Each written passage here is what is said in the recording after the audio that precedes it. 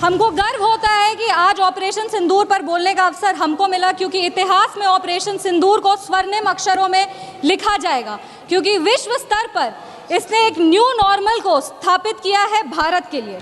ये new normal की जो नींव है वो सदियों पहले रामचरितमानस में लिख दी गई थी, जिसकी चौपाई है, विनय न मानत जल्द ही जड़ गए 3 दिन बीत, बोले राम सकोप तब भय बिनु होए न प्रीत। इसका अर्थ ये है कि विनय और धैर्य जरूर ही महत्वपूर्ण गुण है, पर जब धैर्य का बांध टूट जाता है तो भय के बिना उसका कोई उपचार नहीं बचता।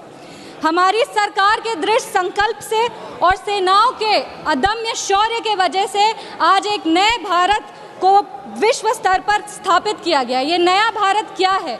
ये नया भारत वो है जो शांति के लिए गौतम बुद्ध और महावीर जी के दिखाए हुए पथ पर तो चलता है, पर अगर राष्ट्र सुरक्षा की और राष्ट्र हित की बात हो तो प्रभु श्री राम के धनुष को और श्री कृष्ण के सुदर्शन चक्र को भी उठाना जानता है।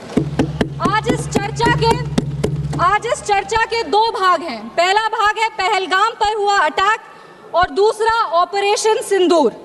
पहलगाम पर जिस तरह से अटैक आतंकवादियों ने किया वो नागरिकों पर अटैक नहीं, वो मानवता पर अटैक है।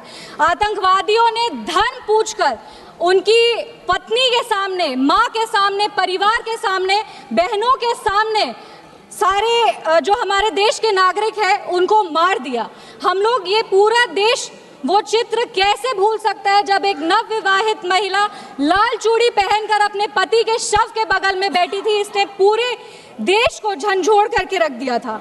लेकिन दुर्भाग्य की बात यह है कि आज भी हमारे देश में ऐसे लोग हैं जिनको पहलगाम से ज़्यादा दुख पैलेस्टीन के लिए होता है, क्योंकि ये उनकी राजनीति को फायदा नहीं देता। लेकिन जहां राजनीति के लिए कई लोग चुप्पी साध लिए, वहां हमारे यशस्वी प्रधानमंत्री ने राष्ट्र धर्म निभाया और उन्होंने महिलाओं के आंसुओं को ही नहीं पोंछा, पर महिलाओं के स्वाभिमान को और सम्मान को पुनर्स्थापित किया। हम बता देना चाहते हैं कि ये एक नया भारत है और आतंकवादी हमले के बाद ये भारत मोमबत्तियां नहीं जलाता, ये दुश्मनों की चिता को जलाता है। ये शांति चाहता है, पर शांति अपने शर्त पर चाहता है, और अगर अपने शर्त को नहीं पूरा किया जाए तो डिप्लोमेसी से डिस्ट्रक्शन तक का भी रास्ता जानता है। इसी बात पर हम एक शायरी कहना चाहेंगे, खतों का दौर गया अब फरमान भेजे जाते हैं, जो करते हैं भारत की आत्मा परवार वो सीधे कब्रिस्तान भेजे जाते हैं। अभी अपने कांग्रेस के साथियों का बात सुन रही थी और वो कह रहे थे कि 1971 में इंदिरा गांधी ने ये किया है, 1971 में इंदिरा गांधी ने वो किया, पर वो कभी भी 1971 का क्रेडिट बिहार के बेटे जगजीवन राम जी को नहीं देते हैं, जो तब के रक्षा मंत्री थे। बांग्लादेश ने उनको 1971 का वॉर हीरो डिक्लेयर किया था, और रक्षा मंत्री होने के जंग के बाद भी उन्होंने सैनिकों के रिहैबिलिटेशन के लिए काम किया। लेकिन कांग्रेस पार्टी इसको कभी नहीं रिकॉग्नाइज करेगी, क्योंकि उनको दलित नेतृत्व से समस्या है। वो सिर्फ उनके साथ रहना चाहते हैं जो बाबा साहब के चित्र को अपने पैर पर रखते हैं। अगर हम ऑपरेशन सिंदूर की बात करें तो ये सिर्फ टेरर लॉन्च पैड्स को ध्वस्त नहीं किया, ये पूरी की पूरी तरीके से पाकिस्तान के हौसले को ध्वस्त कर दिया है। लेकिन एक आश्चर्य की बात है मैम, और आश्चर्य की बात यह है कि हमारे दुश्मन देश में एक युवा नेता है और एक युवा नेता हमारे विपक्ष में है।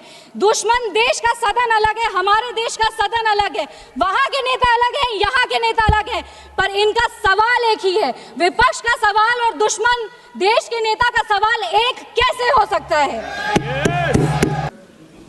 एक नई चीज चली है, एक नया शब्द चला है, new normal.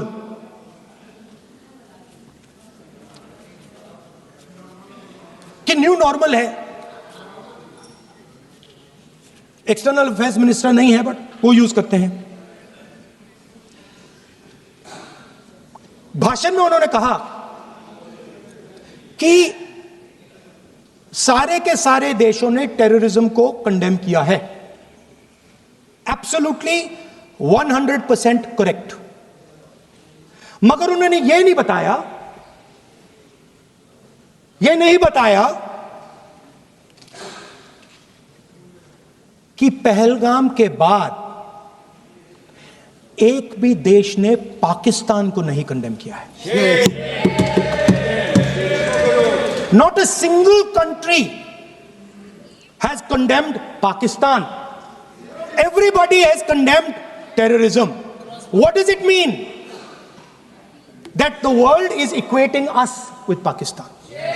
Earlier, when the UPA government was there, it was very clear Pakistan is promoting terrorism. And they used to condemn Pakistan for promoting terrorism. Now, not a single country has prevented condemn. Acha, very interesting, another fact. I mean, sometimes this external affairs minister amazes me. मैं चौंक जाता हूं मैं. He says that now even defense minister, we have deterred Pakistan. Acha, you have deterred Pakistan? Fine.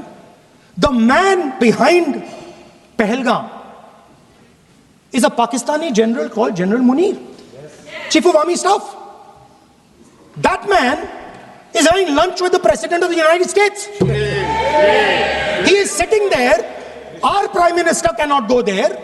Mr. Trump is breaking all protocol, and he's inviting the man who has done terrorism in India to have lunch with him. Prime Minister hasn't said anything. Prime Minister has not said, how dare Mr. Trump invite Mr. Munir to his office? माननीय सदस्य इसको माननीय सदस्य Now let me say what Donald Trump has to say. माननीय सदस्य ये सदन Let me say what Donald Trump has to सदस्य say. ये सदन की संपत्ति है, Sorry, इसको sir. मत तोड़ो। Sorry sir, गलती हो गई. ये कई काम से Now, we have, according to this government, they have deterred Pakistan. And the mastermind of the whole operation is lunch with the president. Mastermind. After that, the President of the United States says, reason I had him here was I wanted to thank him. I wanted to thank him for what? I wanted to thank him for not going into the war and ending it. Let me repeat it. The reason I had him here for lunch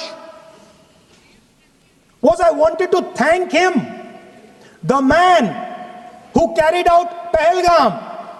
I wanted to thank him for not going into the war and ending it.